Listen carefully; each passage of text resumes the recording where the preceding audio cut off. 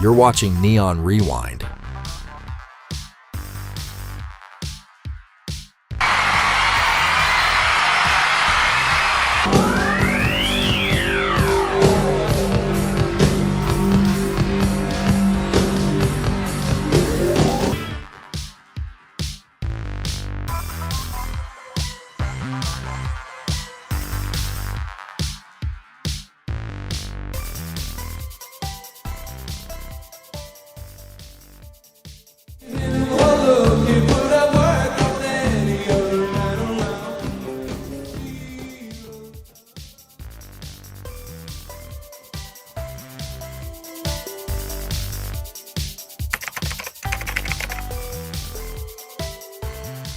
Hello, I'm Neon.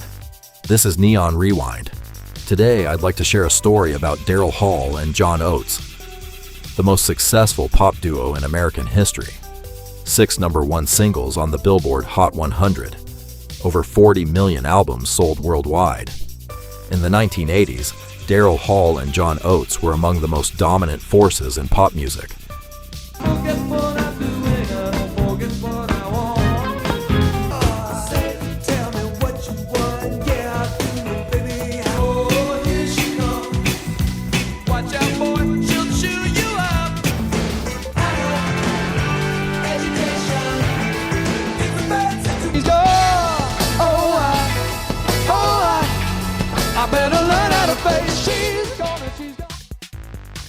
Yet, strangely enough, back then, almost nobody in Korea seemed to care. Why did this legendary duo, who took the Western world by storm, find themselves completely ignored in the Korean market?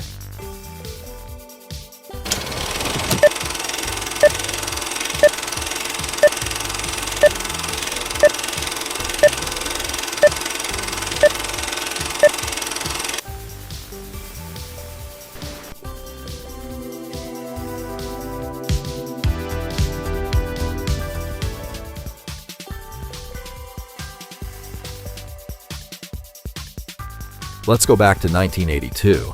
As a young boy who was just opening his eyes to pop music, I witnessed a very strange coincidence on the Billboard charts. It was a fierce battleground where Olivia Newton-John's Physical was dominating the #1 spot for 10 consecutive weeks, with Foreigner's masterpiece breathing down its neck.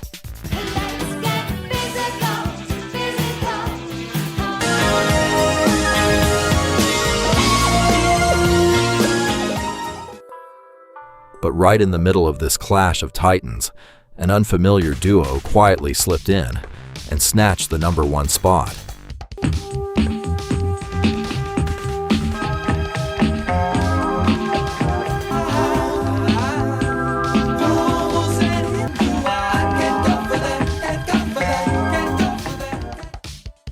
Hall and Oates. To my young Korean ears back then, their chart-topping music sounded incredibly foreign. I remember asking myself, why on earth is this song #1? And as it turned out, I wasn't the only one asking that question.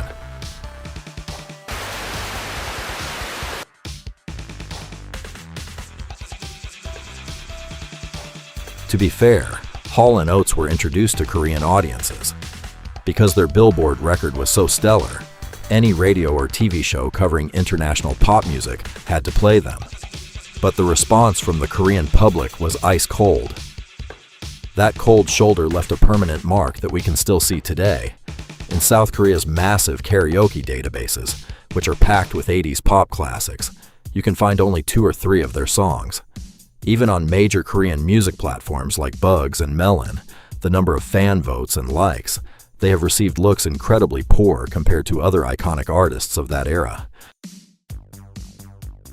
In the first half of 1982, their absolute prime, Korea lacked a reliable pop chart. On local radio charts, which forced Billboard and global metrics into the equation, Hall & Oates sat at a mere 30th place. This suggests their actual popularity among local listeners was likely far lower.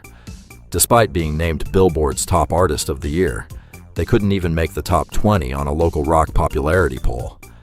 The gap was so immense that legendary DJ Kim Ki-duk had to explain to his audience, There is a massive difference between their success on Billboard and their actual popularity here in Korea. Enjoyed part 1? Make sure to like and subscribe for more neon nostalgia. Even in the early 1980s, Korean music critics wondered if Hall & Oates simply didn't fit Korean tastes. At first, I thought I had the answer. Hall & Oates played a style often described as blue-eyed soul. I assumed that maybe this soulful, groove-heavy sound just didn't connect with Korean audiences. I wasn't the first person to think that. To be honest, I was satisfied with that explanation.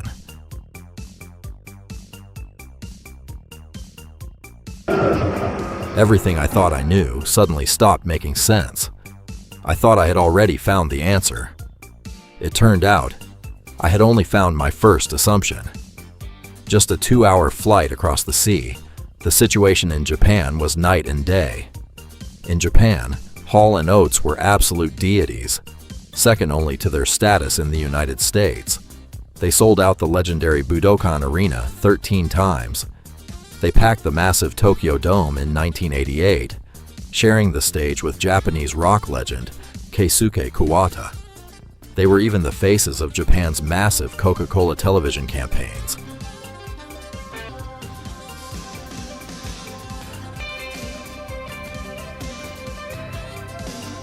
If Japan loved Hall & Oates, then my theory about an Asian barrier was completely wrong. What was it then that split the ears of these two neighboring nations so drastically?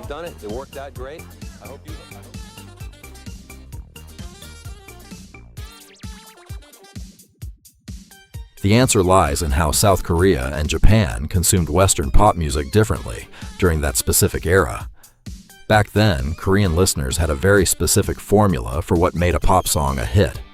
It required a clear, soaring melody, an emotional piano line, and a unique, melancholic sadness, something bittersweet, emotional pull that goes straight to the heart.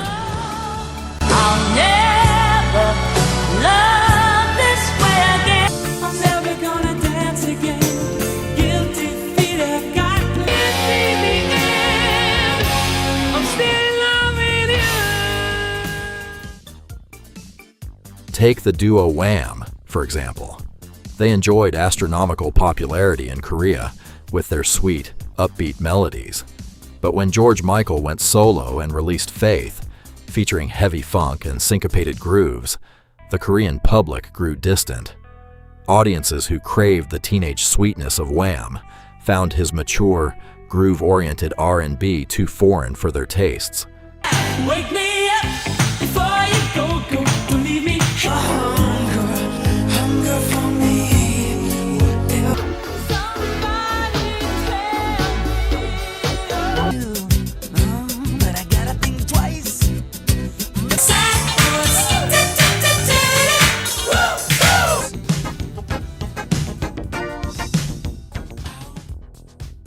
Make sure to like and subscribe for more neon nostalgia.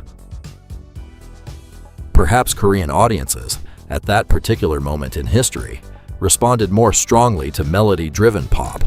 On the other hand, Japan was riding the wave of city pop and AOR, adult-oriented rock, genres built entirely around sophisticated bass lines, mid-tempo rhythms, and urban cool.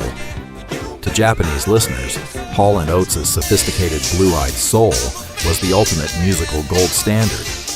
But to Korean listeners, who wanted soaring vocal climaxes and tragic, emotional ballads, Hall & Oates' subtle grooves felt empty and difficult to sing along to.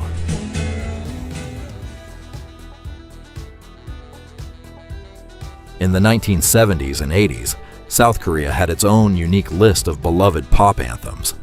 Korean listeners had distinct, highly specific tastes in music. Even today, you can still find bookshops, cafes, and compilations everywhere dedicated to this nostalgic era, often carrying titles like 70 to 80 or The Pop Songs Koreans Loved. In 1981, the Korean market did not choose Hall & Oates, but today, their music is being actively rediscovered. 40 years ago, we didn't have the answer. Honestly, we still don't have a perfect one today. But at least one thing has become clear. Hall & Oates never failed in Korea. Korea was simply one of the very few countries that held onto its own unique heart, waiting for the right time to listen.